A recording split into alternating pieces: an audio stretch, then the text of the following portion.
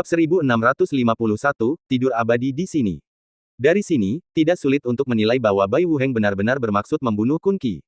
Pikiran-pikiran terlintas di benak Yang Chen, jika ia membiarkan rencana Bai Wuheng berlanjut, itu akan sangat tidak menguntungkan baginya. Ia tidak bisa membiarkan situasi saat ini berkembang lebih jauh menjadi rencana Bai Wuheng.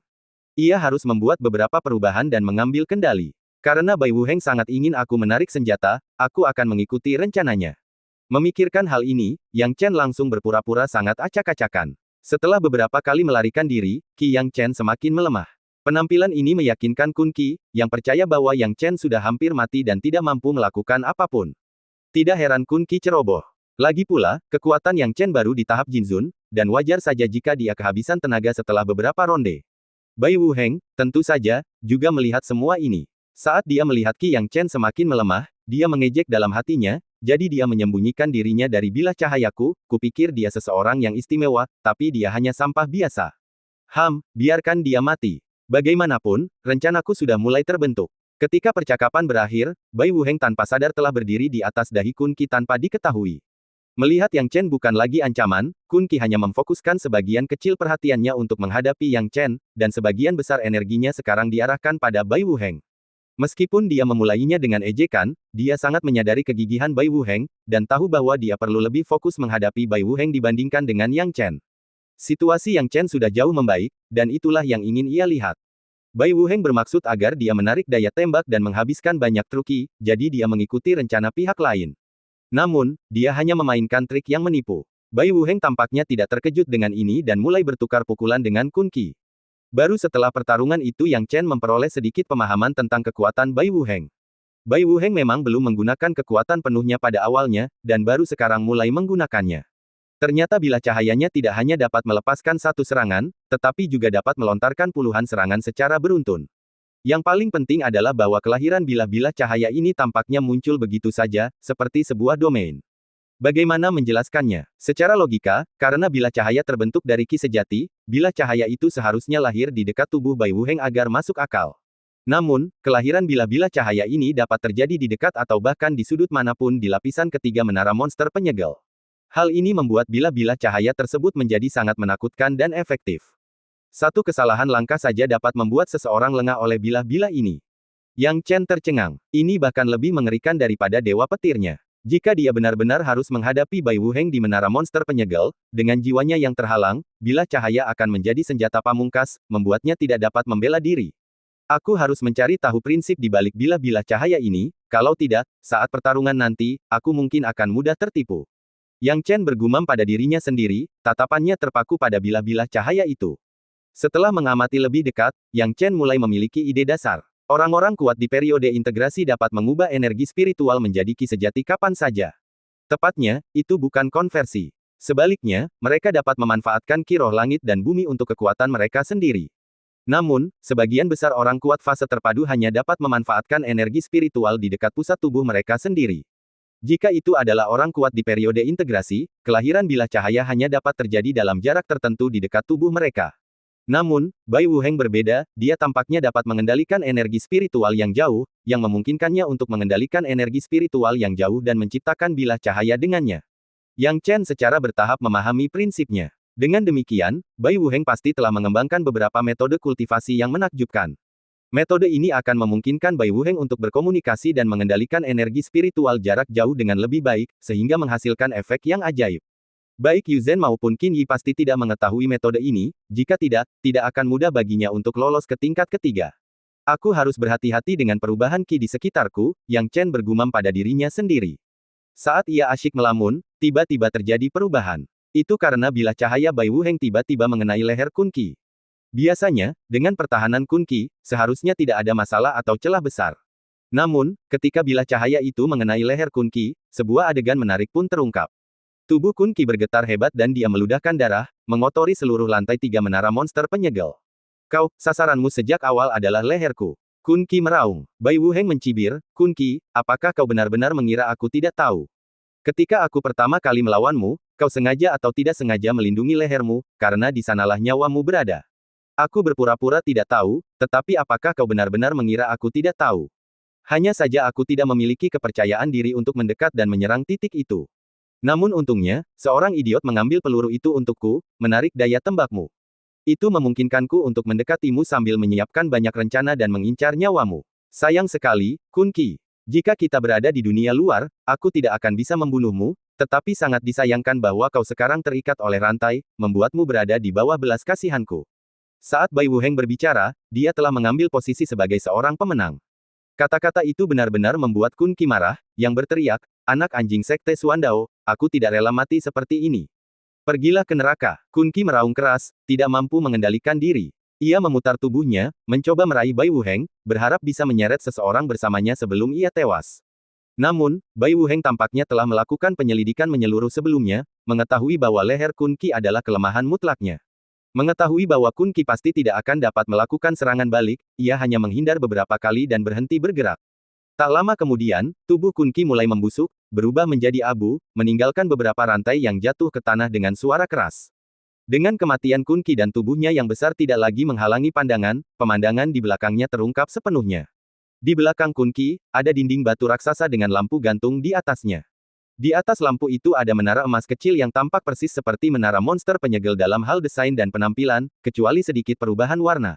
Ini adalah harta karunnya. Setelah melihat harta karun itu, Bai Wuheng tertawa terbahak-bahak dan berencana untuk mengambilnya. Tetapi saat ia hendak bertindak, sesuatu tiba-tiba terlintas dalam benaknya. Aku hampir melupakanmu. Saudara Yang Chen, sekarang pertempuran sudah berakhir, saatnya bagimu untuk beristirahat di sini selamanya. Bai Wuheng mematahkan lehernya. Bab 1652, Pedang Jiwa. Meskipun bagi Bai Wuheng, tidak ada perbedaan mendasar antara membunuh Yang Chen setelah mengambil harta karun dan membunuhnya sebelum mengambil harta karun. Tetapi intuisinya mengatakan bahwa akan lebih aman untuk berurusan dengan Yang Chen terlebih dahulu dan kemudian mengambil harta karun itu. Lagi pula, begitu Yang Chen meninggal, tak akan ada lagi kekhawatiran. Saat dia berbicara, targetnya sudah terkunci pada Yang Chen. Melihat penampilan Yang Chen yang sekarat, Bai Wuheng mendecak lidahnya 2 kali, tidak terkejut. Bagaimanapun, dia sangat menyadari kekuatan Kun Qi. Setelah menerima pukulan, Yang Chen kemungkinan besar akan berada dalam kondisinya saat ini. Dan Yang Chen pasti menerima pukulan telak. Memikirkan hal ini, mulut Bai Wuheng melengkung, Yang Chen, aku tidak tahu dari mana asalmu, tetapi di antara mereka yang berada di dunia luar, kau sudah dianggap sebagai eksistensi yang baik. Kau bahkan memasuki level ketiga menara monster penyegel sebelum murid-murid sekte Suandaoku, yang benar-benar mengesankan. Sayangnya, kau membuat kesalahan fatal, yaitu tidak mengubah dirimu untuk menyamai keinginan seekor harimau. Tanpa mempertimbangkan kekuatanmu sendiri sebelum membuat pilihan ini, kau hanya berakhir ditelan oleh harimau itu. Saat percakapan berakhir, Bai Wuheng mengambil beberapa langkah ke depan, berniat membunuh Yang Chen. Namun, setelah mempertimbangkannya berulang kali, dia tidak terlalu dekat dengan Yang Chen. Sebaliknya, dia berencana untuk mengambil nyawa Yang Chen dengan pedang cahaya yang jauh.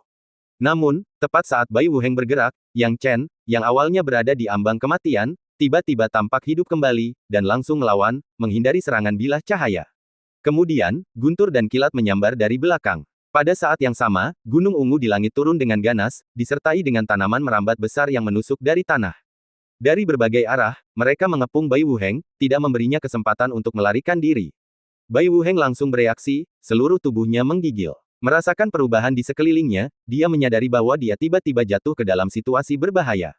Segala cara yang direncanakan Yang Chen tampaknya terungkap sekaligus, gunung ungu ini, tanaman merambat, dan dewa petir di belakangnya sungguh luar biasa. Bai Wuheng menggertakkan giginya, tidak berani ragu. Segera, dia menggunakan bilah cahaya untuk memotong tanaman merambat di sekitarnya menjadi beberapa bagian. Kemudian, dia mencoba melarikan diri dari jangkauan penindasan gunung ungu dengan kecepatan yang sangat cepat. Akan tetapi, sebatang tanaman merambat masih melilit kedua tanduk Bai Wuheng dengan kecepatan yang sangat cepat, menyebabkan lajunya sedikit melambat sebelum ditarik kembali oleh tanaman merambat itu.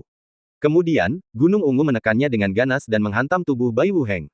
Meskipun Bai Wuheng kuat, ia masih ditekan oleh gunung ungu dalam keadaan di mana ia tidak dapat bereaksi tepat waktu. Seketika, guntur dan kilat jatuh, berderak di tubuh Bai Wuheng. Ah! Bai Wuheng berteriak keras. Yang Chen yakin bahwa ia telah menang dalam pertempuran tersebut. Ia meningkatkan kekuatan petirnya dan bekerja sama dengan ular api roh untuk membunuh Bai Wuheng sepenuhnya di tempat. Jika dia bisa menyelamatkan nyawa Bai Wuheng, dia pasti akan melakukannya. Lagi pula, dia masih baru di sini, dan telah membunuh begitu banyak murid sekte Suandao sehingga dia telah membuat marah banyak anggota sekte tersebut. Jika dia membunuh Bai Wuheng, masa depannya tidak akan mudah. Namun sayang, jika Bai Wuheng dibiarkan hidup, kelak dialah yang akan menderita. Karena itu, dia tidak berniat menunjukkan belas kasihan, berniat membunuh Bai Wuheng. Namun, tepat saat ia memutuskan untuk membunuh, tiba-tiba, gunung ungu itu terdorong mundur, dan seketika, raksasa berbaju besi emas muncul di tubuh Bai Wuheng. Bai Wuheng mengeluarkan suara gemuruh, menghancurkan guntur dan kilat serta api 3 kali lipat di sekitarnya, lalu, dengan mata merah darah, menatap lurus ke arah Yang Chen.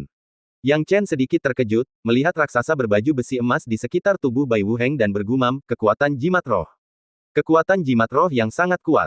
Awalnya dia mengira bahwa Feng Yangzhu dan daerah asalnya sama-sama rata-rata dalam pencapaian jimat roh, tetapi sekarang dia menyadari bahwa dia salah. Jimat roh ini sendiri memperlihatkan raksasa berbaju besi emas yang sama sekali tidak bisa diremehkan. Itu bukanlah sesuatu yang bisa diciptakan oleh master jimat biasa dari benuanya. Sepertinya agak tidak konsisten dengan apa yang dikatakan Saudara Bai. Saya mempertimbangkan situasi sebelum memutuskan untuk bekerja sama dengan Saudara Bai. Dan, saya tidak berpikir hanya Saudara Bai yang merupakan harimau. Yang Chen berkata dengan tangan di belakang punggungnya. Meski berkata demikian, hati Yang Chen penuh dengan keseriusan. Penting untuk diketahui bahwa serangan ini telah direncanakan sejak lama, menunggu saat ini untuk membunuh Bai Wuheng sepenuhnya. Dengan kondisi Bai Wuheng dan Kun Qi setelah pertarungan mereka, ditambah dengan kondisi Wuheng yang sudah rileks, tidaklah sulit untuk membunuhnya. Namun, tetap saja gagal, yang menunjukkan bahwa cara Bai Wuheng melampaui imajinasinya. Hehehe, Bai Wuheng tertawa sangat muram. Aku ceroboh, sangat ceroboh. Aku tidak pernah menyangka kau akan menggunakan strategi untuk membuatku lengah. Kau berpura-pura kalah dan kalah dari awal hingga akhir untuk memancingku agar ceroboh. Itu benar, aku hampir terbunuh olehmu. Bai Wuheng tidak terlalu patah semangat, dan yang ada di wajahnya hanyalah senyuman. Namun, tidak sulit untuk melihat dari senyumannya bahwa dia sedang terbakar amarah dari ujung kepala sampai ujung kaki. Yang Chen mempunyai pendapat lebih tinggi terhadap Bai Wuheng, tidak menyangka dia dapat memahami situasi secepat itu. Pada titik ini, Yang Chen tidak perlu bersembunyi lagi, Saudara Bai, tidak ada satupun dari kita yang mau menjadi mangsa. Jadi pada tahap ini, tidak ada lagi yang bisa dikatakan di antara kita. Hanya satu orang yang bisa mendapatkan harta karun ini. Hari ini, seseorang ditakdirkan untuk gagal. Hehe, kalau begitu yang gagal pasti kamu. Yang Chen, kamu memang menyakitiku. Namun, kamu hanya punya satu kesempatan untuk menyakitiku. Bai Wuheng berteriak tajam. Ketika percakapan itu berakhir, dia mewujudkan pedang hantu di tangannya. Ketika pedang hantu lahir, ia tiba-tiba tumbuh menjadi ukuran yang sangat besar. Hal ini membuat Yang Chen bingung, pedang hantu itu tampaknya kosong dan dibentuk oleh ki sejati. Jika sebelumnya ditempatkan di alam bela diri asal dan alam bela diri sejati, itu akan cukup efektif. Namun, sekarang sudah di tahap apa? Bagaimana mungkin senjata yang dibentuk oleh ki sejati masih dapat digunakan? Akan tetapi, saat dia tengah memikirkannya, dia tiba-tiba tersadar. Itu bukan pedang hantu yang dibentuk oleh ki sejati, itu adalah jiwa. Jiwa yang sangat menakutkan. Sungguh kacau, itu dimaksudkan untuk berurusan dengan jiwa. Yang Chen menyadari dan langsung mengaktifkan seni ilahi terlarang untuk melindungi jiwanya. Saat berikutnya, pedang void jiwa telah diarahkan ke Yang Chen. Dalam sekejap mata, pedang itu menembus tubuh Yang Chen dan menghilang. Detik berikutnya, seluruh ruangan menjadi sunyi, dan Bai Wuheng dan Yang Chen membeku di tempat, tidak mampu bergerak lagi. Tidak seorang pun tahu apa yang telah terjadi, kecuali sekelompok orang tua di puncak gunung Sekte Suandao, yang menyaksikan pertempuran dari atas. Bab 1653, Tusukan Mengejar Mimpi. Saat mereka menyaksikan pertarungan antara Yang Chen dan Bai Wuheng, mereka menjadi benar-benar diam. Untuk sementara waktu, tidak ada yang berani berbicara sepatah kata pun. Di hati hampir semua orang, gelombang keterkejutan masih terasa, tidak dapat ditenangkan untuk waktu lama. Awalnya mereka mengira Yang Chen, meskipun menonjol, akan memperlihatkan warna aslinya saat berhadapan dengan Bai Wuheng dan akan dihancurkan oleh dominasi Bai Wuheng dan akhirnya dikalahkan. Wajar saja bagi mereka untuk berpikir seperti itu, karena pengikut non-sekte Suandao tidak akan mampu mengalahkan pengikut sekte Suandao, itu adalah tatanan alamiah. Memang, dari awal pertarungan sampai sekarang, semuanya terjadi seperti yang mereka prediksi, Yang Chen berperan menyeret rekannya ke bawah saat bekerja sama dengan Bai Wuheng. Akibatnya, mereka tidak menyangka Yang Chen bisa menang sama sekali. Namun, siapa yang mengira bahwa dalam sekejap mata, situasinya akan berubah, Yang Chen, yang selama ini bersikap pasif, ternyata adalah orang yang benar-benar mengendalikan permainan. Bahkan Bai Wuheng yang berhati-hati pun telah tertipu dan hampir dibunuh oleh Yang Chen. Ingatlah, jika bukan karena jimat roh zirah emas, tidak dapat dipastikan apakah Bai Wuheng sudah mati atau hidup sekarang. Penganut tahu jejak mimpi yang tadinya tampak tenang, sebenarnya sedikit gemetar, memperlihatkan kemarahannya yang amat sangat. Penampilan Yang Chen tidak diragukan lagi telah menamparkan wajahnya. Awalnya, dia memuji muridnya yang luar biasa setinggi langit, tetapi penampilan Yang Chen telah berulang kali menamparnya kembali. Baru sekarang muridnya itu mengalami kerugian besar, bahkan harus menggunakan harta karun tertinggi, jimat roh baju zirah emas yang telah diberikan kepadanya, untuk lolos dari bahaya. Bagaimana mungkin dia tidak marah? Hehe, saudara Meng Hen, tampaknya muridmu telah menderita kerugian besar, bahkan terpaksa menggunakan jimat roh baju zirah emas yang tidak kalah dengan artefak ilahi biasa. Haha, jika bukan karena jimat ini, mungkin hasilnya akan sangat berbeda sekarang, Fu Feng Daois tertawa. Wajah Daois jejak mimpi memerah saat dia membalas, jimat roh baju zirah emas dimaksudkan untuk saat ini. Memang keterampilan Yang Chen untuk memaksa Wu Heng menggunakan jimat itu, tetapi juga kemampuan Wu Heng untuk memiliki harta karun ini. Penganut Tao Fu Feng mencibir, tak menyangka penganut Tao jejak mimpi begitu keras kepala, mengubah hitam menjadi putih dengan kata-katanya. Daois jejak mimpi merasa bahwa maksudnya tidak cukup jelas, dan melanjutkan, lagi pula, anak ini tidak punya kesempatan sekarang. Wu Heng telah sepenuhnya memahami esensi sejati dari metode kultivasi jejak mimpiku. Mendengar ini, Fu Feng Daois mengerutkan kening. Dia ingin membantah tetapi tertegun ketika melihat gerakan yang digunakan Bai Wu Heng. Ini, banyak penganut Tao dan pakar alam dewa sejati lainnya juga memperhatikan dengan saksama. Ini adalah tusukan mengejar mimpi. Benar sekali, itu pasti jurus mengejar mimpi. Bakat Bai Wu Heng memang luar biasa, hanya dalam beberapa tahun kultivasi, dia bahkan telah menguasai jurus mengejar mimpi dalam metode kultivasi jejak mimpi, yang merupakan salah satu jurus tersulit. Tusukan mengejar mimpi ditujukan untuk menyerang jiwa dalam mimpi. Setelah berhasil dieksekusi, kecuali alam jiwa ilahi lebih kuat dari penggunanya, hampir tidak ada peluang untuk menghancurkannya secara langsung. Kultivasi Bai Wu Heng terhadap metode kultivasi jejak mimpi telah membuat jiwanya jauh melampaui mereka yang memiliki peringkat yang sama, dan dia juga memiliki keunggulan di alam atas Yang Chen. Yang bermarga ini tidak dapat membalikkan keadaan. Sudah berakhir, batu giok yang bagus seperti ini akan hancur. Saat ini, hal itu sudah tidak dapat dihindari lagi. Bentrokan antara anak ini dan Bai Wu Heng pada dasarnya adalah pertarungan hidup dan mati, siapapun yang menunjukkan belas kasihan pasti akan kalah. Meskipun tokoh-tokoh kuat ini menghela nafas, mereka tahu bahwa Yang Chen dan Bai Wu Heng tidak mampu menahan diri untuk tidak saling berhadapan. Sayang sekali jika Yang Chen kalah, bibit yang dapat dibudidayakan seperti itu akan hilang. Seperti yang dikatakan oleh Dewa Sejati dan Taois. Tusukan pengejar mimpi ditujukan secara khusus pada jiwa dalam mimpi dan sangat kejam dalam metodenya. Yang terpenting, setelah tusukan pengejar mimpi digunakan, selama jaraknya cukup, maka tidak dapat dihindari. Yang Chen, yang tidak menyadari informasi ini, telah terperangkap dalam perangkap. Meskipun dia langsung melindungi jiwanya, dia masih ditarik paksa ke alam mimpi. Di alam mimpi, dia berhadapan dengan Bai Wu Heng, tetapi tidak seperti lawannya, dia tidak memiliki cara untuk menyerang. Bai Wu Heng, di sisi lain, memegang pedang tajam dan memancarkan aura yang kuat. Yang Chen, hidupmu berakhir di sini sekarang setelah kau tertangkap oleh tusukan pengejaran mimpiku, kata Bai Wu Heng dingin. Yang Chen menyipitkan matanya, melihat sekelilingnya dengan heran, tidak mengerti di mana dia berada. Bai Wu Heng berkata dengan dingin, kau pasti penasaran di mana kau berada. Karena kau penasaran, aku akan berbaik hati dan memberitahumu sebagai hadiah karena membuatku merasa ingin membunuh. Hahaha. Setelah tertawa terbahak-bahak, tiba-tiba darah muncrat dari mulut Yang Chen dan tubuhnya pun terkulai ke belakang, terasa seakan-akan tulang-tulang seluruh anggota tubuhnya telah remuk. Dia bahkan tidak punya kekuatan lagi untuk berdiri. Sambil menggertakkan giginya dengan enggan, Yang Chen menatap Bai Wu Heng, masih bingung tentang kekuatan apa yang telah digunakan Bai Wu Heng. Bai Wu Heng memancarkan aura dingin saat dia berkata, ini adalah mimpimu dan juga mimpiku. Bedanya, mimpimu telah kuambil alih, dan aku yang menentukannya, baik dalam mimpimu maupun mimpiku. Di sini, aku punya kekuasaan absolut. Hahaha. Yang Chen menyipitkan matanya, mimpi. Jadi ini mimpi. Awalnya ia tidak sepenuhnya memahami lingkungan tempat ia berada, tetapi sekarang ia menyadari bahwa itu hanyalah mimpi. Diliputi amarah, Bai Wu Heng sekarang tertawa terbahak-bahak. Dia tidak melakukan apa-apa, namun Yang Chen merasa tubuhnya seperti akan hancur. Berlututlah, perintah Bai Wu Heng. Yang Chen merasakan kakinya lemas, hendak berlutut. Namun saat lututnya hampir menyentuh tanah, dia berhasil menahannya. Hah! Bai Wu Heng membelalakan matanya, tidak tahu apa yang terjadi, dan berbisik, bagaimana ini mungkin? Dia tidak percaya Yang Chen mampu mengendalikan dirinya dalam mimpi, yang mana dia benar-benar kuasai. Kecuali, tidak mau mempercayainya, Bai Wu Heng berteriak, mati. Saat percakapan berakhir, tubuh Yang Chen terlempar ke belakang, memuntahkan seteguk darah sebelum jatuh ke tanah, auranya sangat lemah. Namun Bai Wu Heng tidak puas dengan situasi ini, ia menginginkan bukan hanya Yang Chen terluka melainkan juga Yang Chen mati saat itu juga. Pada saat ini, Bai Wu Heng memegang pedang tajam dan terbang keluar, mencoba menusuk tubuh Yang Chen dan memberikan pukulan terakhir. Namun, saat pedang tajam itu hendak menusuk Yang Chen, tiba-tiba pedang itu hancur lapis demi lapis, seolah-olah ada lapisan perlindungan yang kuat dan tidak bisa dihancurkan yang mengelilingi Yang Chen. Bagaimana ini mungkin? Bagaimana? Bai Wuheng menggertakkan giginya, tidak mau menerima kenyataan.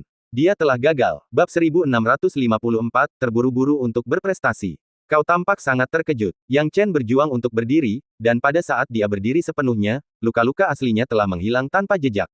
Dia tidak terluka, sedangkan Bai Wuheng terjatuh ke tanah, menderita kesakitan dan ketakutan. Bagaimana mungkin? Bagaimana kau melakukannya? Mengapa jurus mengejar mimpiku gagal? Bai Wuheng meraung. Yang Chen berbisik, Dream Chasing Stab, jadi itulah sebutanmu untuk teknik ini. Teknik yang memang bagus. Namun, kamu harus tahu bahwa teknik ini menargetkan jiwa, dan itu berarti kontes kita adalah tentang alam jiwa ilahi. Namun tidak seperti teknik lainnya, Dream Chasing Stab secara paksa menyeret musuh ke alam mimpi di mana mereka tidak dapat menahan perebutan jiwa, yang memang cerdik.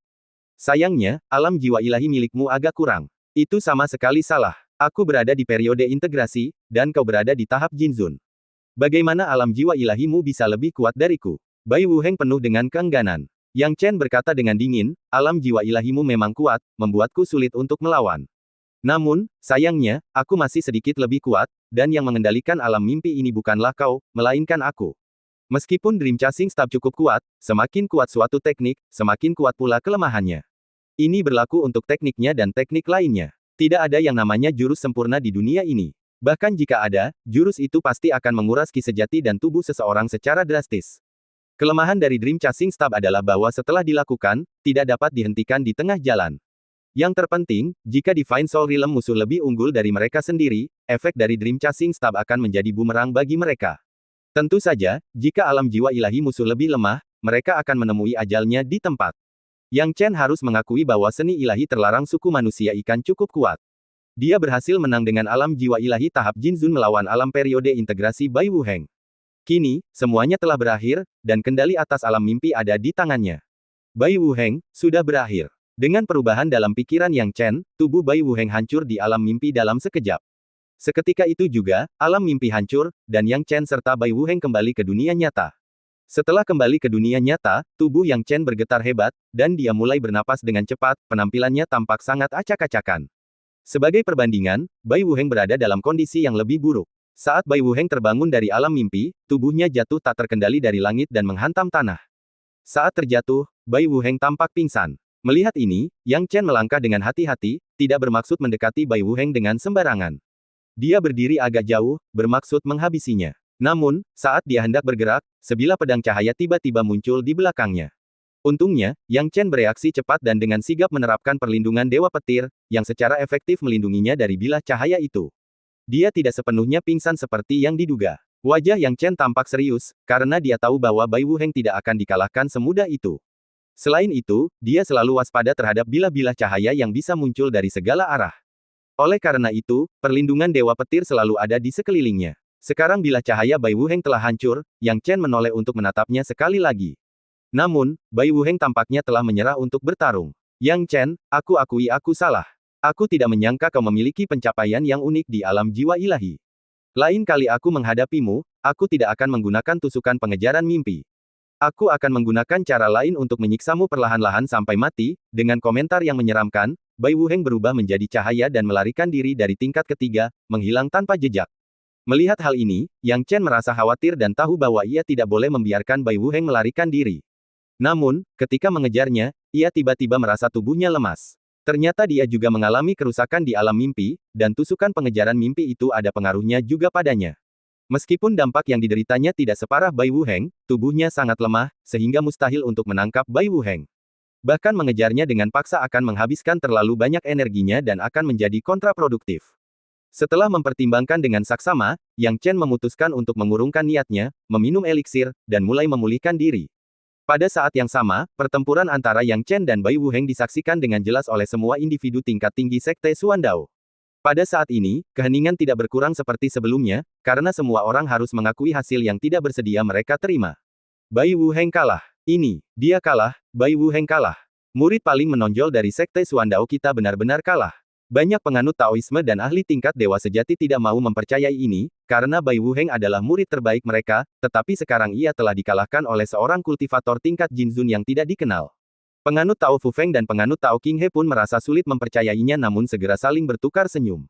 Ombak di belakang sungai yang mendorong ombak di depan, haha. Apa tujuan Sekte Suandao kita merekrut murid? Untuk kejutan seperti itu, kekalahan Bai Wuheng menandakan bahwa Sekte Suandao kita akan mendapatkan murid yang lebih baik. Apa yang perlu disesali? Ini adalah hal yang baik untuk sekte kita. Fu Feng Daois tertawa. Mendengar ini, para ahli dan penganut Tao tingkat dewa sejati lainnya mengangguk setuju, menganggap perkataan Fu Feng Daois masuk akal. Dalam sekejap, kesuraman di hati mereka menghilang seperti asap. Jika ada yang merasa tidak senang, itu pastilah Dream Trace Daois. Daois jejak mimpi berdiri dengan kedua tangan di belakang punggungnya, ekspresinya serius dan tidak mengucapkan sepatah kata pun. Bukannya dia tidak ingin berbicara, tetapi dia tidak tahu harus berkata apa. Yang Chen menang, dan Bai Wuheng kalah, apalagi yang bisa dia katakan. Biarkan anak ini memiliki harta karun ini, itu tidak akan mempermalukannya. Namun, sekarang kita harus membahas siapa yang akan menerimanya sebagai murid. Seorang penganut Tao angkat bicara. Tidak diragukan lagi, itu pasti aku. Aku, Taois King He, adalah orang pertama yang berdiri di sini, kata Taois King He langsung. Omong kosong, hanya karena kau yang pertama berdiri di sini bukan berarti kau bisa menerimanya sebagai murid. Jika kita telusuri kembali, aku bergabung dengan Sekte Suandao puluhan ribu tahun yang lalu.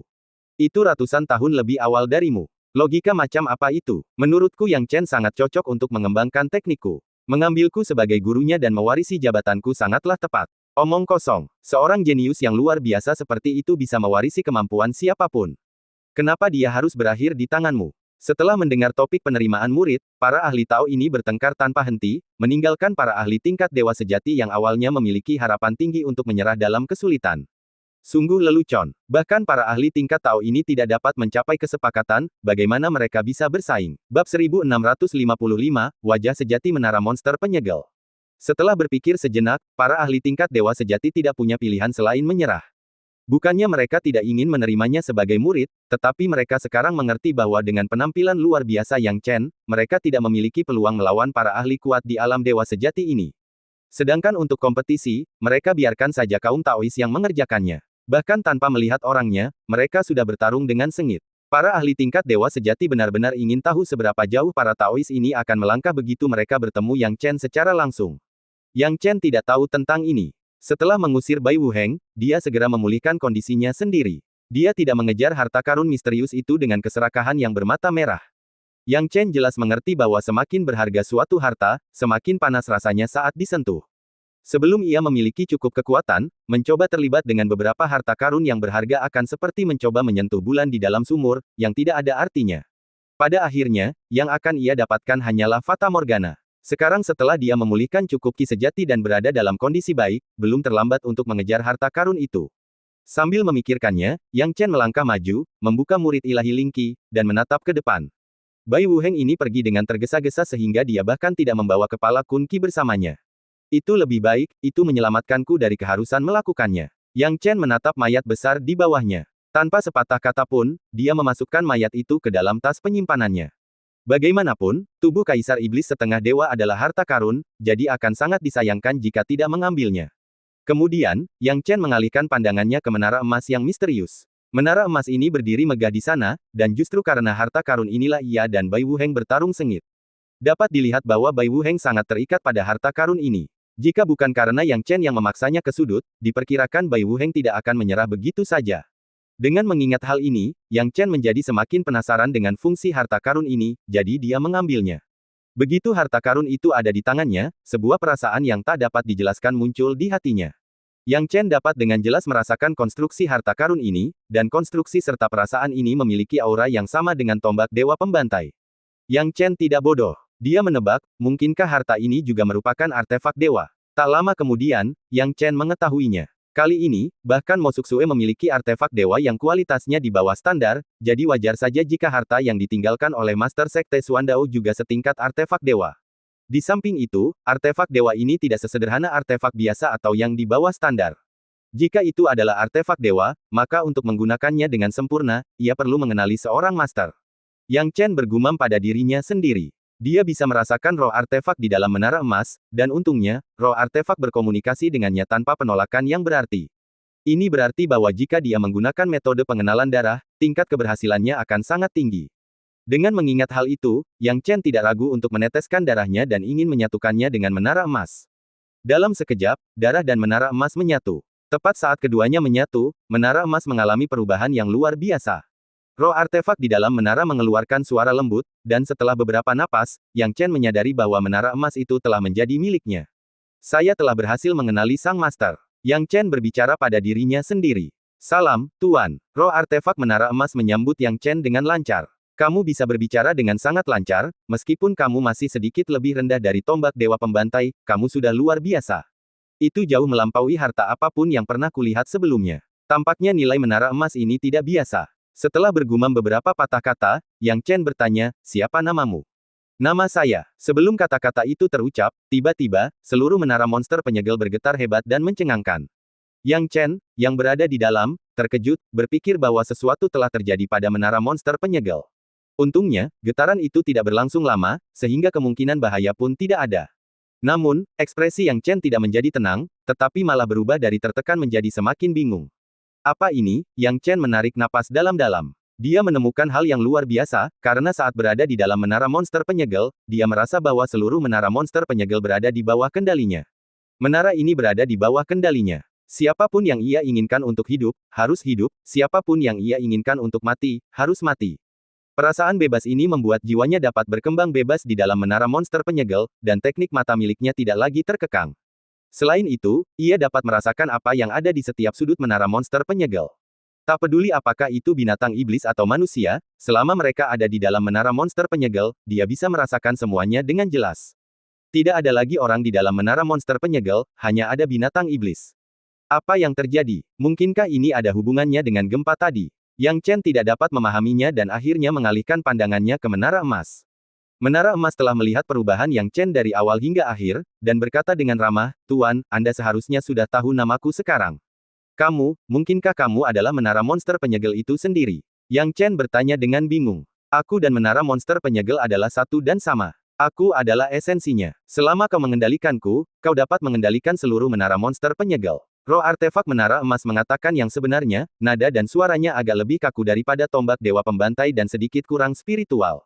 Yang Chen tiba-tiba menyadari dan berseru, jadi begitulah adanya. Seperti dugaanku. Jika memang begitu, tolong ceritakan semua yang kau ketahui tentang kebenaran ini.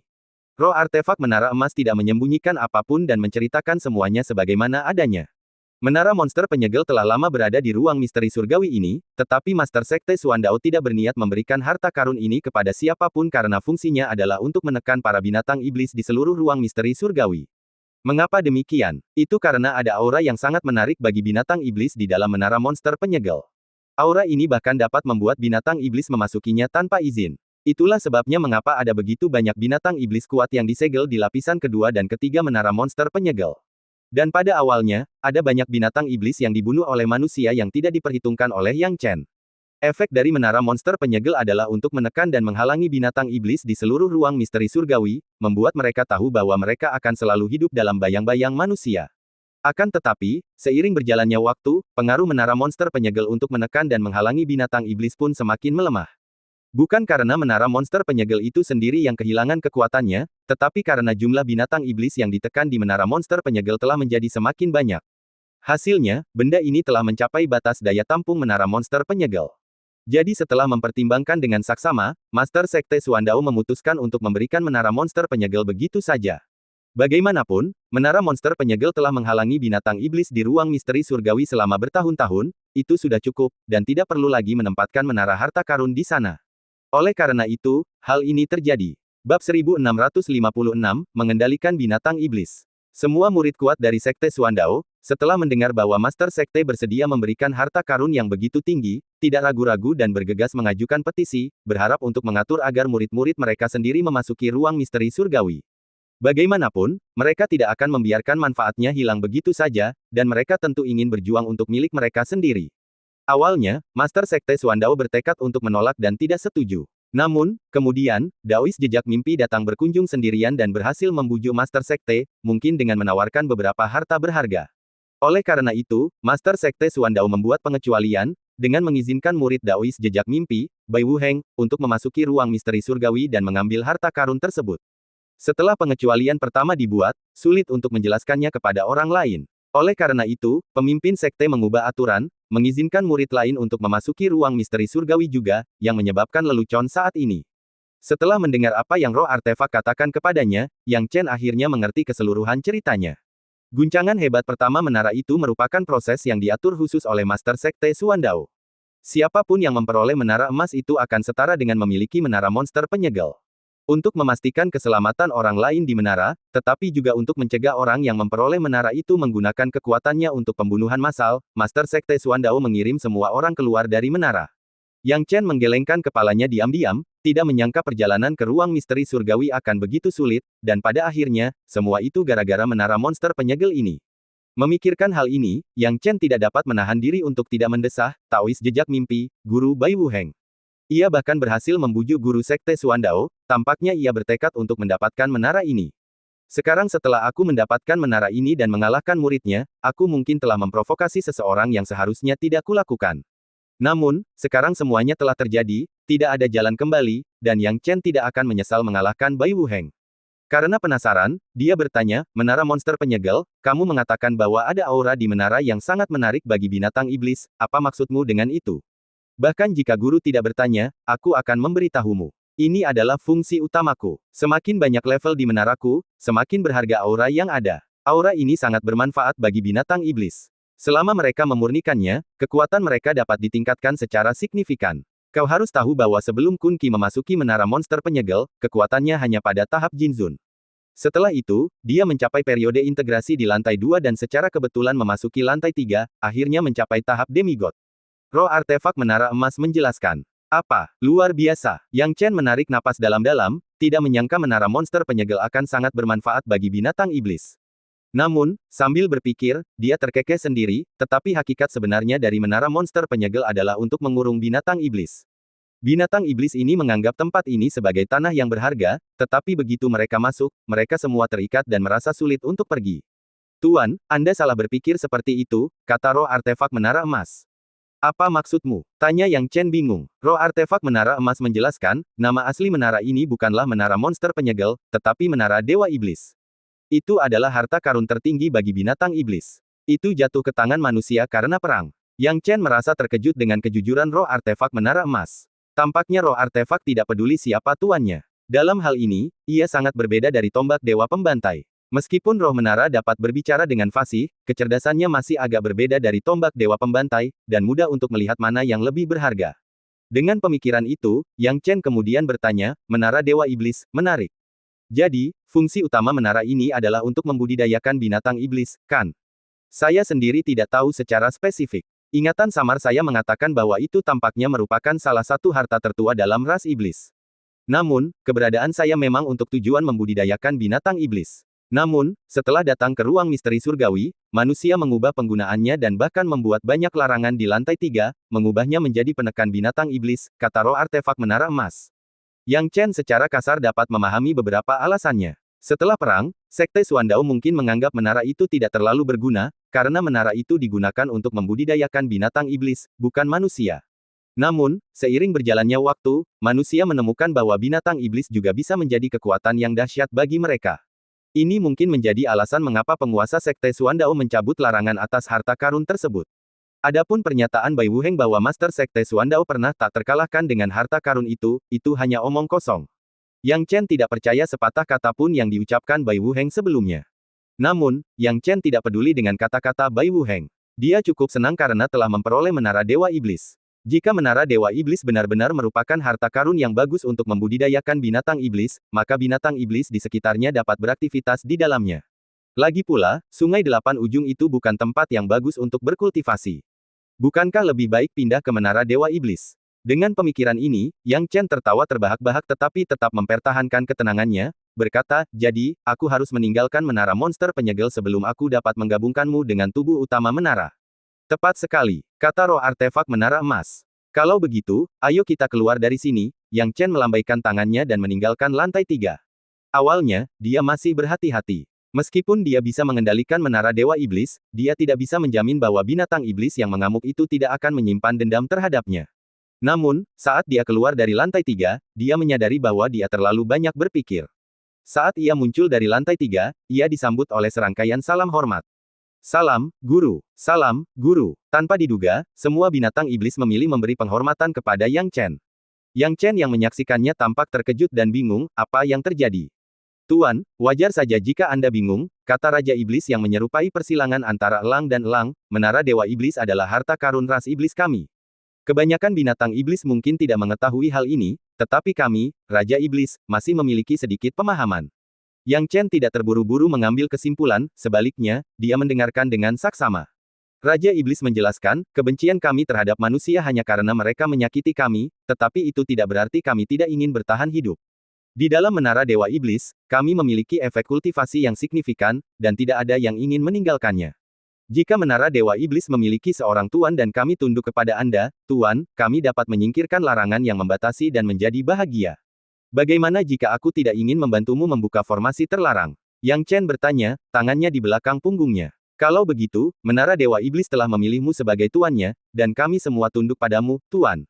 Jika kau ingin membunuh kami, itu semudah membalikkan telapak tanganmu. Kami, tentu saja, tidak punya ruang untuk bernegosiasi, kata kedua Raja Iblis periode integrasi, suara mereka bergetar. Bab 1657, bertemu Peng Yao lagi. Tidak sulit untuk mengatakan bahwa kedua pembicara juga sangat takut bahwa pilihan Yang Chen tidak akan menguntungkan mereka. Lagi pula, pada saat ini, Yang Chen dapat membunuh mereka di tempat kapan saja, dan mereka tidak punya kekuatan untuk melawan. Namun, mereka tetap ingin bergabung dengan Yang Chen, yang merupakan sesuatu yang telah mereka diskusikan sebelumnya dengan binatang iblis lainnya. Bahkan jika itu berarti hidup dalam kehinaan atau dimakan oleh manusia atau manusia ikan, mereka ingin meninggalkan ruang misteri surgawi. Mereka sangat menginginkannya. Mereka tidak pernah mendapat kesempatan itu sebelumnya, tetapi jika mereka tunduk kepada penguasa menara Dewa Iblis dalam keadaan yang diakui, mereka akan mendapat kesempatan untuk meninggalkan ruang misteri surgawi. Setidaknya mereka tidak akan terkunci di sini seumur hidup, yang merupakan keinginan terbesar mereka. Lagi pula, siapakah yang ingin menghabiskan seumur hidup di tempat yang gelap dan tanpa matahari seperti itu? Melihat aksi binatang iblis ini, Yang Chen tak kuasa menahan tawa. Awalnya ia mengira bahwa sikap mereka yang garang dan kejam adalah pertunjukan yang tak kenal takut. Namun, dalam menghadapi hidup dan mati, mereka terbukti sama menyedihkannya. Namun, dia tidak pernah menyukai pembunuhan yang berlebihan. Dia masih bisa bersikap kejam jika hanya satu atau dua dari mereka, tetapi banyaknya monster iblis di hadapannya membuatnya menggelengkan kepala. Memang, kalian tidak punya ruang untuk tawar-menawar. Tapi kalian harus bersyukur karena justru karena kalian tidak punya ruang untuk tawar-menawar, aku akan mengampuni nyawa kalian. Kata Yang Chen dengan tenang. Ketika percakapan berakhir, binatang-binatang iblis ini tidak yakin dengan niatnya, tetapi satu hal yang jelas, Yang Chen bersedia menyelamatkan nyawa mereka. Ini adalah sesuatu yang ingin mereka lihat, dan mereka tidak dapat menahan diri untuk tidak melompat kegirangan. Bawahan Dark Shadow Eagle, sambut Tuan. Binatang singa roh misterius bawahan, sambut Tuan. Tanpa berkata sepatah kata pun, kedua Nas Chen Soul Beast itu dengan hormat menyapa Yang Chen, mengungkapkan rasa hormat mereka yang sebesar-besarnya. Karena dua Raja Iblis tingkat kombinasi bertindak seperti ini, binatang iblis di bawah mereka tentu tidak akan ceroboh. Mereka semua menyapa Yang Chen satu demi satu, mengangkatnya ke posisi tertinggi. Yang Chen tidak menyangka bahwa ia akan mendapatkan sekelompok besar pembantu binatang iblis tanpa alasan. Para pembantu binatang jiwa baru lahir ini pasti akan berguna saat dibutuhkan. Dengan lingkungan menara monster penyegel yang lebih dari cukup, dia tidak perlu mengkhawatirkannya. Mendengar panggilan hormat, Tuan, dari binatang iblis ini, Yang Chen melambaikan tangannya, Anda tidak perlu bersikap begitu formal. Jangan panggil saya, Tuan, di masa mendatang, karena saya tidak menyukainya. Mengenai panggilan apa yang harus Anda berikan kepada saya, panggil saja saya, Tuan Muda, mulai sekarang. Demon God Tower, ini juga berlaku untuk Anda. Baik, Tuan Muda. Menara Dewa Iblis segera mengganti alamatnya. Binatang iblis lainnya tidak mempermasalahkan gelar baru itu dan mulai memanggilnya Tuan Muda satu demi satu. Baru pada saat itulah Yang Chen mengangguk puas. Sekarang setelah dia berhasil mengalahkan binatang iblis ini, dia harus mengatakan sesuatu, sekarang setelah kalian menjadi binatang iblis bawahanku, aku punya persyaratan tertentu untukmu. Tolong beritahu kami, Tuan Muda, jawab binatang iblis itu serempak. Yang Chen berkata, di menara Dewa Iblis, aku akan menyingkirkan formasi dan larangan yang selama ini membatasi dan mengikatmu, sehingga kau bisa masuk dan keluar menara Dewa Iblis dengan bebas. Namun, hanya ada satu syarat, kau tidak boleh memasuki tingkat ketiga menara Dewa Iblis sesuka hati, dan harus mendapatkan izin dariku untuk melakukannya. Tidak perlu banyak hal untuk menebak bahwa lantai ketiga menara ini kaya akan sumber daya dan merupakan tempat terbaik bagi binatang iblis untuk berkultivasi. Yang Chen tidak pelit dengan tidak menyediakan tempat ini. Sebaliknya, bawahan dekatnya, seperti Golden Claw, Kunpeng, dan binatang iblis lainnya, membutuhkan lingkungan seperti itu untuk berkultivasi. Dibandingkan dengan binatang iblis ini, Yang Chen lebih mempercayai Golden Claw dan Kunpeng dan lebih condong ke arah mereka, jadi tentu saja, mereka harus diberi prioritas. Mendengar perkataan Yang Chen, sebagian besar binatang iblis tidak menunjukkan perubahan sikap. Hanya ekspresi Dark Shadow Eagle dan Mysterious Spirit Lion Beast yang tampak sedikit berubah, seolah-olah mereka tidak sepenuhnya puas, tetapi mereka tidak berani menunjukkan terlalu banyak emosi mereka. Sekalipun mereka menyembunyikannya, bagaimana mungkin Yang Chen tidak mendeteksi kekesalan kedua binatang iblis itu? Bagaimanapun, mereka ingin bergabung dengan Yang Chen untuk meninggalkan ruang misteri surgawi dan meningkatkan kekuatan mereka. Lantai ketiga adalah sesuatu yang telah mereka pikirkan sebelumnya. Bagaimana mungkin Yang Chen tidak menyadari fluktuasi emosi dari dua Raja Iblis tingkat kombinasi? Dengan senyum di sudut mulutnya, dia berkata, tentu saja, selama kalian tampil dengan baik, aku akan membuka gerbang tingkat ketiga untukmu di masa depan. Aku tidak hanya akan membukanya untukmu, tetapi aku juga akan memberikan pelatihan khusus untukmu. Namun, pertama-tama kamu harus membuktikan kepadaku bahwa kamu layak untuk dilatih. Kata-kata Yang Chen sangat cerdik. Dia hanya menyebutkan pelatihan tanpa menyebutkan syarat-syarat pelatihan. Hal ini tidak diragukan lagi memberi harapan bagi binatang-binatang iblis ini. Hanya dengan beberapa kata, dia telah memenuhi mereka dengan antisipasi dan motivasi. Mereka mungkin tidak sepenuhnya tunduk kepada Yang Chen, tetapi rasa hormat mereka kepadanya tak tertandingi dibandingkan dengan awalnya. Bahkan kedua Raja Iblis tahap kombinasi memandang Yang Chen dengan sedikit lebih hormat, rasa frustrasi mereka sebelumnya benar-benar hilang. Perubahan dalam sikap binatang iblis inilah yang ingin dilihat Yang Chen. Namun, saat dia melihat sekelilingnya, dia melihat beberapa wajah yang dikenalnya di antara binatang-binatang iblis itu. Bukankah beberapa binatang iblis itu adalah yang pernah dia temui bersama Mo Suksue?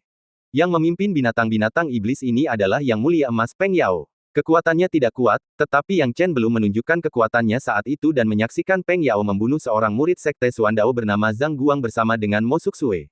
Karena itulah dia dan Mo Suksue diburu oleh binatang iblis beserta bawahannya, dan dapat dengan mudah diselesaikan oleh Yang Chen. Peng Yao tentu saja menyadari kehadiran Yang Chen juga, namun pura-pura tidak mengenalinya, menundukkan kepalanya, tidak berani menatap langsung ke arah Yang Chen. Bagaimana mungkin ia tidak mengenali Yang Chen? Namun, berpura-pura tidak mengenalinya adalah langkah yang cerdas. Karena ia tahu betul bahwa begitu ia menunjukkan tanda-tanda pernah memiliki hubungan dengan Yang Chen di masa lalu, hidupnya akan berada dalam bahaya besar. Memang, Yang Chen ingin membunuh Peng Yao ini, karena memberinya kesan bahwa Peng Yao itu memendam terlalu banyak kebencian terhadap manusia. Menyimpannya di menara Dewa Iblis bisa jadi merupakan bahaya tersembunyi. Namun mengingat banyaknya binatang iblis lainnya, dia tidak bisa bertindak hanya berdasarkan emosinya dan akhirnya menggelengkan kepalanya tanda menyerah. Akan tetapi, dia masih ingin memberi peringatan kepada Peng Yao, baik secara sengaja maupun tidak sengaja. Selain itu, aku ingin menegaskan bahwa aku akan memberimu beberapa kemudahan. Namun, jika aku tahu kau sengaja membuat masalah di sini, aku tidak akan ragu untuk memberimu pelajaran. Yang Chen tidak menunjuk Peng Yao, tetapi hanya membuat pernyataan umum. Ketika pembicaraan berakhir, dia pergi tanpa mengatakan sepatah kata pun. Selamat tinggal, Tuan Muda, kata binatang iblis itu sambil dengan hormat mengantarnya pergi. Hanya Peng Yao dan beberapa bawahannya yang tersisa di menara Dewa Iblis, mata mereka berputar-putar, seolah sedang memikirkan sesuatu. Bab 1658, membuat nama untuk diri sendiri. Maka, Yang Chen tiba di lantai pertama menara monster penyegel. Begitu tiba di lantai pertama, tiba-tiba, pemandangan di sekelilingnya lenyap secara tiba-tiba, Yang Chen dapat dengan mudah melihat bahwa seluruh menara monster penyegel telah berubah menjadi energi, menyatu dengan menara Dewa Iblis di tangannya. Setelah penggabungan, Yang Chen dapat merasakan bahwa menara Dewa Iblis baru saja selesai sekarang. Adapun menara Dewa Iblis yang awalnya menjulang tinggi, telah lama menghilang tanpa jejak, seolah-olah tidak pernah muncul sebelumnya. Yang Chen tidak bisa menahan diri untuk tidak menghela nafas. Bagaimanapun, dia telah melalui banyak liku-liku untuk sampai di sini, bahkan hampir jatuh beberapa kali. Namun, sekarang dia akhirnya bisa bernapas lega, karena jiwanya yang tersebar tidak dapat lagi mendeteksi kehadiran Sekte Suandao. Dia mengira setelah Bai Wuheng melarikan diri, dia sudah bergabung dengan Qin Yi, dan melihat luka-luka Bai Wuheng, tidak peduli seberapa berani Qin Yi, dia tidak akan berani menghadapinya secara langsung, dan yang bisa dia pikirkan sekarang adalah bagaimana cara melarikan diri. Pada saat ini, jiwa Yang Chen menyebar, hanya menemukan sekelompok kultivator yang pergi satu demi satu. Sebagian besar kultivator ini berasal dari sekolah cabang yang berbeda, dan beberapa dari mereka awalnya berafiliasi dengan Sekte Suandao. Sekarang, orang-orang ini pergi satu per satu. Lagi pula, mengingat waktunya, itu tidak lebih dari sebulan. Mereka harus pergi tepat waktu. Lagi pula, tidak ada yang tahu apakah mereka akan terjebak di sini selamanya jika mereka gagal pergi dalam sebulan. Yang Chen tidak melihat Mo Suksue dan saudara-saudara keluarga Mu, berpikir bahwa Mu Qingfeng telah membawa Mo Suksue pergi. Inilah yang ingin dilihat Yang Chen. Meskipun dia menghormati pilihan Mo Suksue, kekuatannya masih kurang, dan akan lebih baik baginya untuk pergi lebih awal, yang juga akan menguntungkannya. Meskipun Mo Suksue tidak melihatnya, dia melihat wajah-wajah lain yang dikenalnya. Wajah yang familiar ini tak lain adalah Lin Feng, yang sebelumnya dekat dengan Zhang Yuntong. Kemudian, di lantai kedua menara monster penyegel, dia juga bertemu Lin Feng, yang sudah bergabung dengan cabang ketiga, tunduk pada tim besar Suan Daozong dan menjadi bagian dari kelompok lain-lain mereka. Sekarang, entah karena alasan ini, Lin Feng dan orang-orang dari cabang ketiga tidak dapat menahan diri untuk melangkah maju dengan ketakutan dan menyambutnya. Tak peduli mereka saling kenal atau tidak, Lin Feng dan orang-orang dari cabang ketiga semuanya tampak seperti teman lama. Saudara Yang Chen, lama tidak bertemu. Lin Feng juga membungkuk sedikit, dan berkata dengan lembut, Tuan Muda Yang Chen, lama tidak bertemu. Yah, tidak ada yang namanya, lama tidak berjumpa. Lagi pula, kita sepertinya tidak punya banyak kesamaan, juga tidak punya topik yang sama. Jadi, mari kita berpisah di sini saja. Yang Chen menundukkan tangannya, tanpa bermaksud mengatakan apa-apa lagi, dan langsung berbalik untuk pergi. Melihat sikap Yang Chen terhadapnya, yang sama sekali berbeda dari sikapnya terhadap Mo Suksue, Lin Feng tidak bisa menahan diri untuk tidak gemetar. Dia tahu persis alasannya, dan berkata, Tuan Muda Yang, kami bergabung dengan Sekte Suan Dao karena kebutuhan, dan kami tidak bermaksud menjadi musuh Anda. Saya harap Anda bisa memaafkan kami. Meskipun mereka telah bergabung dengan tim besar Suan Daozong saat itu dan tidak menyerang Yang Chen, mereka masih menentangnya, yang cukup untuk membuat Yang Chen mengabaikan mereka sepenuhnya. Justru karena inilah Lin Feng segera meminta maaf. Jika memungkinkan, dia tidak ingin kehilangan teman seperti Yang Chen. Adapun orang-orang dari cabang ketiga, setelah melihat kekuatan bertarung Yang Chen yang mengerikan, mereka ingin berteman dengannya juga. Mendapatkan sisi baik Yang Chen adalah apa yang paling ingin mereka lakukan saat ini. Yang Chen dapat melihat apa yang mereka pikirkan. Mungkin Lin Feng masih memiliki niat baik, tetapi orang-orang dari cabang ketiga ingin melekatkan diri padanya. Dia menggelengkan kepalanya sambil memikirkan Lin Feng. Lin Feng adalah wanita yang pahit. Mengikuti Zhang Yuntong sudah cukup buruk, sekarang kembali ke cabang ketiga tidak lebih baik. Dia bermaksud berteman dengannya, tetapi karena mereka benar-benar berselisih paham, sulit untuk menebus kesalahannya. Namun, dia tidak tahan untuk menolaknya mentah-mentah. Dengan pemikiran ini, Yang Chen menghela napas dan berkata, apa yang dikatakan Nona Lin, saya Yang Chen memang memiliki kemampuan untuk membedakan kebenaran. Jika ada kesempatan, Nona Lin dapat datang mengunjungi saya, tetapi saya tidak suka terlalu banyak kebisingan, jadi saya tidak ingin terlalu banyak orang datang.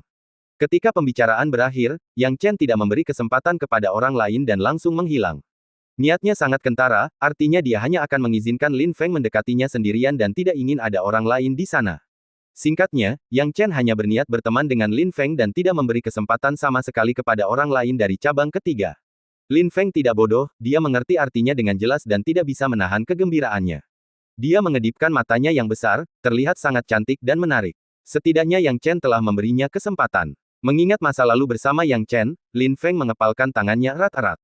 Dia harus memanfaatkan kesempatan ini. Adapun yang lain dari cabang ketiga, setelah melihat bahwa Yang Chen telah memberi Lin Feng kesempatan untuk lebih dekat, mereka sangat gembira, dan mereka semua melangkah maju mencoba berteman dengan Lin Feng. Lagi pula, selama mereka tidak bodoh, mereka dapat melihat bahwa Yang Chen akan bergabung dengan Sekte Suan Dao dan akan naik pangkat dengan cepat. Jika mereka dapat menggunakan Lin Feng untuk terhubung dengan Yang Chen, mereka pasti akan maju jauh di masa depan.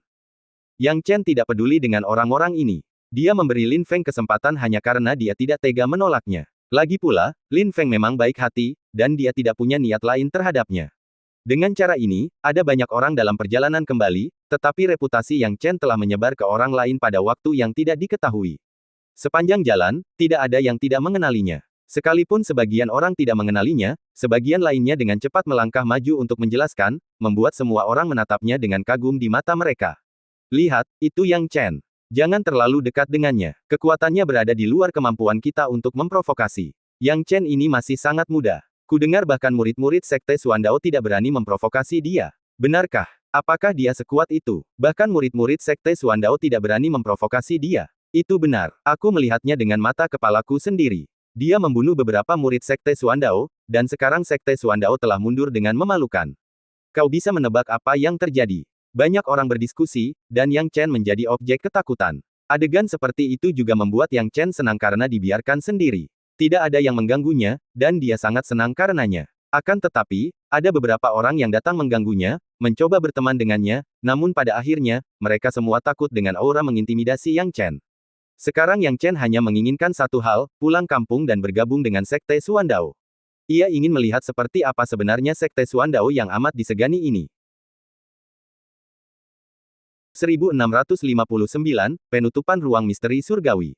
Dalam perjalanan pulang, secara keseluruhan segalanya berjalan lancar. Yang Chen bukanlah kelompok pertama yang keluar dari ruang misteri surgawi, dan juga bukan yang terakhir.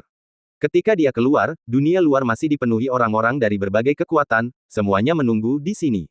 Ketika Yang Chen muncul, dia bisa dengan jelas merasakan beberapa tatapan dan jiwa menyapu dirinya. Namun, mereka menghilang seperti asap dalam sekejap, tampaknya tidak bermaksud untuk mengejutkannya secepat itu.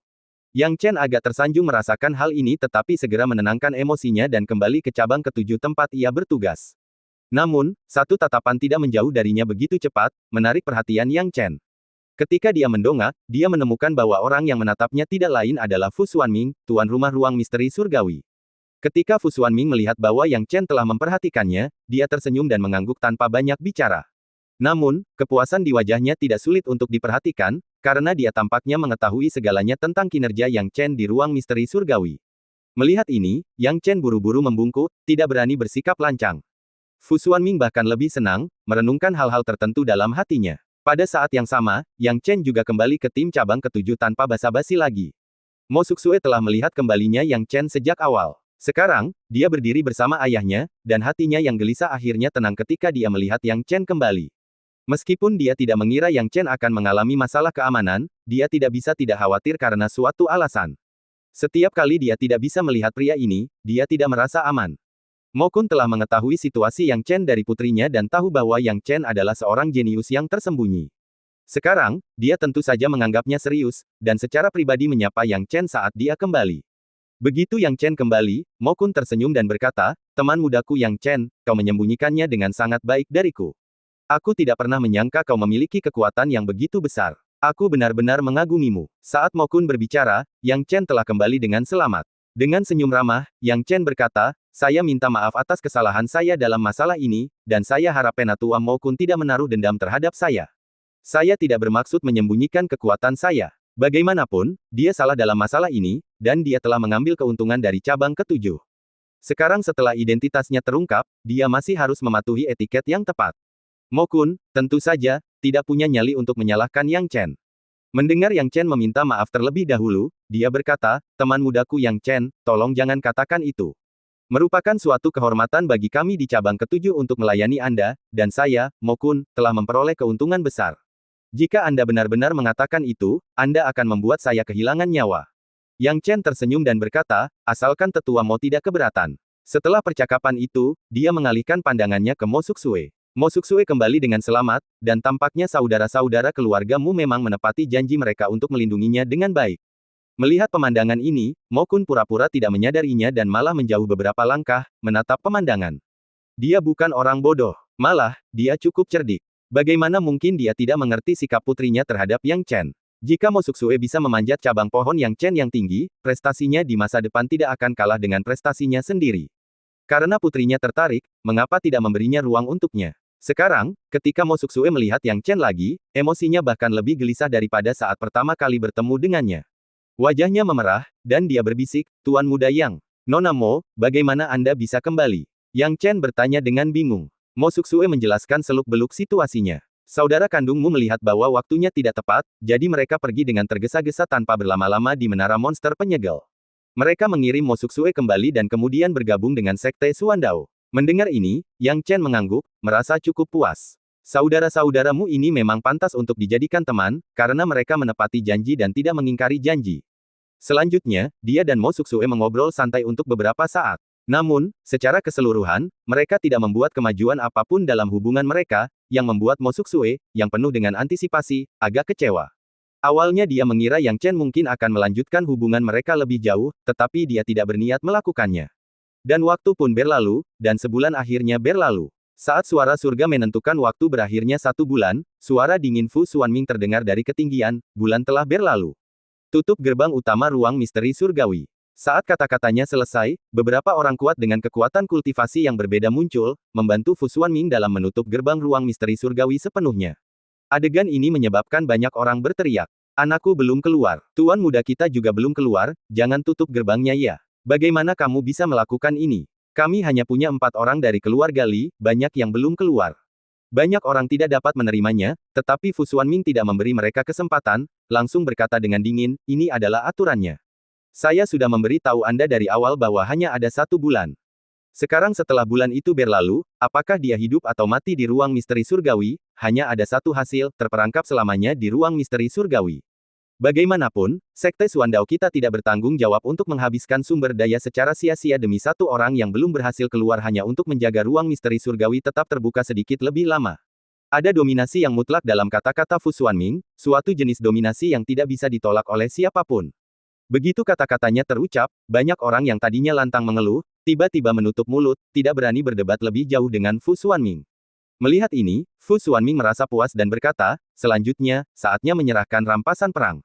Siapapun yang telah mengumpulkan jumlah mayat monster kelas 4 yang dibutuhkan, datanglah ke lokasi Sekte Suandao untuk menyerahkan rampasan perang. Tentu saja, kami juga menerima mereka yang mencoba melarikan diri, tetapi jika seseorang mencoba memperlakukan Sekte Suandao kami sebagai orang bodoh, kami tidak keberatan memberi mereka pelajaran yang sulit. Mendengar kata-kata ini, banyak orang yang mencoba mengambil keuntungan dari situasi tersebut melepaskan ide-ide mereka. Namun, banyak di antara mereka yang telah mencapai tujuan, pergi ke arah Sekte Suandao dengan membawa harta rampasan mereka, berharap untuk bergabung dengan Sekte Suandao dengan penuh harap. Namun bila dibandingkan dengan serbuan awal orang-orang yang berebut masuk, jumlah orang yang benar-benar mencapai tujuan mereka sedikit, hanya beberapa ratus orang yang datang satu demi satu. Bab 1660, bertemu musuh lagi. Ini cukup normal, karena beberapa ratus orang tidak dianggap sedikit. Sebagian besar pasukan bersatu, jadi tidak sulit untuk mendapatkan lebih banyak mayat monster kelas 4. Terlebih lagi, dengan usaha bersama para seniman bela diri Spirit Plate Stage, hal yang sama juga terjadi. Ini berarti bahwa hanya ada lebih dari 100 Master Spirit Plate Stage, tetapi ada sebanyak beberapa ratus orang yang dapat memenuhi persyaratan. Kebanyakan orang merasa gembira dan senang. Yang Chen dan Mo Suksue saling berpandangan dan tidak membuang waktu. Mereka berdua berdiri dan berjalan menuju ke arah Sekte Suandao. Karena tidak banyak orang, segera tiba giliran mereka. Mo Suksue buru-buru menyerahkan mayat binatang iblis itu. Pemeriksa itu adalah tetua tahap dewa sejati dari Sekte Suandao, tetapi pangkatnya tidak setinggi Fu Xuanming. Tentu saja, kekuatannya tidak dapat disangkal, dan dia dengan hati-hati memeriksa mayat-mayat itu, jarang membuat perubahan apapun. Ketika dia melihat mayat binatang iblis yang diserahkan Mo Suksue, dia tidak dapat menahan diri untuk mengecilkan pupil matanya. Itu karena mayat binatang iblis milik Mo Suksue sebenarnya adalah Raja Iblis Binatang Jiwa baru lahir. Bagaimana mungkin dia tidak terkejut? Dia menatap Mo Suksue dalam-dalam, tetapi dia tidak percaya bahwa seseorang dengan kekuatan seperti Mo Suksue dapat membunuh binatang iblis periode integrasi, apapun yang terjadi. Namun, pada akhirnya, dia tidak bisa bertanya lebih banyak lagi, jadi dia membiarkan Mo Suksue lewat dan kemudian datang ke Yang Chen. Yang Chen membolak-balik tas penyimpanannya dan tidak bisa menahan senyum pahit. Awalnya, dia tidak terlalu memperhatikannya, tetapi sekarang dia menyadari betapa miskinnya dia. Selain mayat binatang iblis Kunki, dia tidak punya mayat binatang iblis lain yang bisa dipamerkan. Namun, dia memikirkannya dan merasa bahwa satu mayat Kunki saja sudah cukup mengejutkan sehingga tidak perlu memamerkan mayat binatang iblis lainnya. Jadi, tanpa berkata apa-apa lagi, Yang Chen mengeluarkan mayat binatang iblis itu. Ketika melihat mayat binatang iblis yang diserahkan Yang Chen, tetua tahap dewa sejati yang sedang memeriksanya, pada awalnya tidak terlalu memikirkannya, karena Mo Suksue sudah meninggal, dan tidak mungkin ada orang kedua yang akan mengejutkannya. Namun siapakah yang menyangka bahwa mayat binatang iblis yang diserahkan Yang Chen ternyata lebih mengejutkan daripada milik Mo Suksue. Dia tidak seperti Fu Xuanming, yang tidak memperhatikan situasi di dalam ruang misteri surgawi, jadi dia tidak tahu tentang pencapaian Yang Chen. Sekarang setelah dia melihat ini, bagaimana mungkin dia tidak terkejut? Mayat binatang iblis tahap demigod adalah sesuatu yang mungkin tidak dimiliki oleh banyak generasi. Diketahui bahwa hanya ada 3 atau 4 binatang iblis tahap demigod di ruang misteri surgawi, dan mereka tidak mudah ditemui, apalagi sulit dibunuh. Sekarang, satu telah muncul. Tetua tahap dewa sejati menarik napas dalam-dalam, menatap Yang Chen dalam-dalam, dan berkata, teman muda, silakan lanjutkan. Mereka yang mengetahuinya menyadari bahwa ini adalah pertama kalinya orang ini berbicara. Lebih jauh, dia dengan sopan dan hormat memanggil Yang Chen sebagai teman muda. Mereka tidak dapat menahan diri untuk tidak melihat Yang Chen, bertanya-tanya pesona macam apa yang dimilikinya sehingga membuat tetua tahap dewa sejati ini memperhatikannya. Yang Chen tidak mengatakan apa-apa lagi, mengangguk dengan hormat, dan bergabung dengan tim Sekte Suandao. Ketika tiba di tim, Yang Chen melihat beberapa wajah yang dikenalnya. Namun, orang-orang yang dikenalnya ini tampaknya tidak bersikap baik kepadanya. Bagaimanapun, dia hampir membunuh mereka. Orang ini tidak lain adalah Bai Wuheng. Ada dua tim di area ini, satu terdiri dari pengikut Sekte Suandao dan lainnya terdiri dari peserta ujian yang berhasil. Para pengikut Sekte Suandao jelas-jelas memendam permusuhan terhadap Yang Chen. Bai Wuheng pun tak terkecuali, sorot matanya penuh dengan rasa dingin saat menatap Yang Chen saat ini, bagaikan seekor elang pemburu yang siap mencabik-cabik Yang Chen hingga mati kapan saja. Orang lain mungkin takut pada Bai Wuheng, tetapi Yang Chen tidak. Menghadapi tatapan mata Bai Wuheng yang penuh dengan niat membunuh, dia menunjukkan ketenangan dan ketidakpedulian. Dia hanya mengangkat sudut mulutnya dengan tenang dan memasuki tim peserta ujian yang sukses, seolah-olah dia tidak melihat Bai Wuheng sama sekali. Adegan ini malah membuat Bai Wuheng makin geram, wajahnya memerah karena marah dan dia menggertakkan giginya. Namun, Bai Wuheng segera menggelengkan kepalanya. Dia bukan orang yang mudah marah. Mengapa dia menjadi begitu mudah marah setelah bertemu Yang Chen? Sepertinya dia telah jatuh ke dalam perangkap Yang Chen, setiap gerakan Yang Chen dimaksudkan untuk memprovokasi dia, dan dia tidak bisa dengan mudah dibodohi. Dengan pemikiran ini, Bai Wuheng mencoba yang terbaik untuk menenangkan emosinya. Sementara itu, Yang Chen berdiri di tengah-tengah tim. Meskipun dia tampak tenang di permukaan, dia sebenarnya sangat prihatin dengan situasi Bai Wuheng. Lagi pula, dia tidak dapat menyangkal bahwa Bai Wuheng adalah saingan beratnya. Aku tidak menyangka luka Bai Wuheng pulih secepat ini. Dalam sekejap mata, dia hampir pulih sepenuhnya. Yang Chen berpikir dalam hati. Memang, dari apa yang dilihatnya tadi, luka Bai Wuheng hampir sembuh. Tampaknya setelah kembali, dia pasti telah meminum cukup banyak ramuan roh dan obat ajaib. Hah, Bai Wuheng memang sangat licik. Tadi, wajahnya penuh amarah, tetapi sekarang dia telah pulih ke keadaan semula dengan senyum di wajahnya. Rencana seperti itu tidak sebanding dengan bangsawan muda biasa. Sepertinya aku tidak bisa lalai hanya karena aku pernah menang melawannya. Yang Chen berpikir dalam hati. Setelah sampai pada kesimpulan ini, ia mulai menunggu dengan tenang agar waktu berlalu. Seiring berlalunya waktu, Fu Xuanming dan yang lainnya tampaknya menyelesaikan diskusi mereka. Pada akhirnya, Fu Xuanming berdiri dan berkata perlahan, "Bagus sekali, tidak ada orang yang licik di antara kalian. Sebanyak 321 dari kalian telah mencapai tujuan kalian. Mulai sekarang, kalian semua akan menjadi anggota Sekte Suandao." Mendengar hal itu, semua peserta ujian yang lulus bersukacita karena mereka telah menunggu pernyataan seperti itu. Di sisi lain, banyak dari mereka yang tidak lulus ujian tampak iri. Pidato Fu Xuanming belum sepenuhnya berakhir, saat ia melanjutkan dengan tenang, tentu saja, bergabung dengan Sekte Suandao tidak berarti kalian bisa berpuas diri. Sebagian besar dari kalian harus memulai sebagai murid biasa. Bagi mereka yang lebih menonjol, kalian dapat dipilih sebagai murid elit dan seterusnya. Namun semua itu akan dibahas setelah memasuki gerbang gunung Sekte Suandao. Sebelum itu, saya ingin mengumumkan peringkat penilaian ruang misteri surgawi tahun ini. Mendengar pengumuman pemeringkatan tersebut, banyak orang yang menaruh perhatian, karena pemeringkatan ini masih layak untuk mereka perhatikan. Dalam penilaian ruang misteri surgawi tahun ini, 10 teratas adalah sebagai berikut, tempat ke-10 adalah Zhang Zhongyu dari cabang pertama. Mendengar ini, banyak orang tidak terkejut. Zhang Zhongyu dari cabang pertama telah mencapai tahap Jinzun, dan tidak aneh baginya untuk memiliki kekuatan seperti itu. Tempat ke-9 adalah Li Guangyin dari Sekte Suandao kami. Tempat ke-8, juga dari Sekte Suandao kami. Ketika mencapai tempat keempat, banyak orang tidak dapat menahan perasaan tidak senang, karena dari tempat ke-9 hingga ke-4, semua kandidat berasal dari Sekte Suandao.